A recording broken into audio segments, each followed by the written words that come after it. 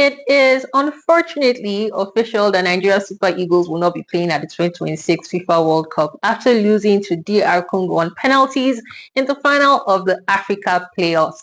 Can you see my tired eyes? I didn't sleep. This thing is so painful.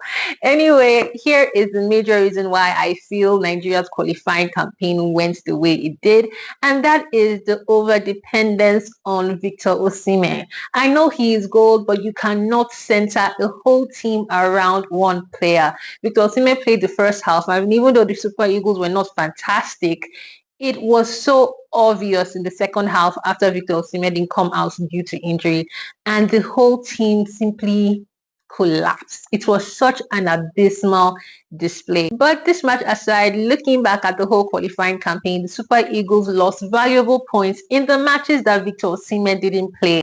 At home against Lesotho, away against Zimbabwe, away against Benin Republic, at home against South Africa, and of course away against South Africa as well. These are some matches that the Super Eagles should have won and then qualified for the World Cup automatically.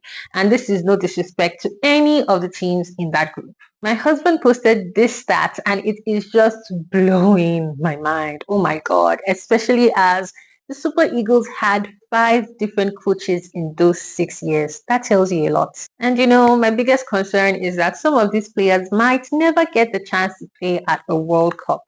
And that's just heartbreaking when you think about it, because Victor Osimhen is going to be 31 in 2030.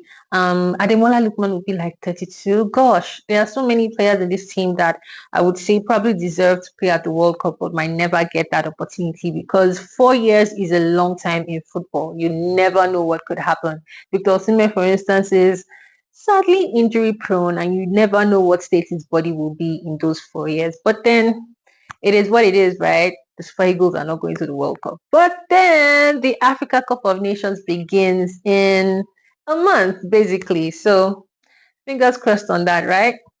It go be.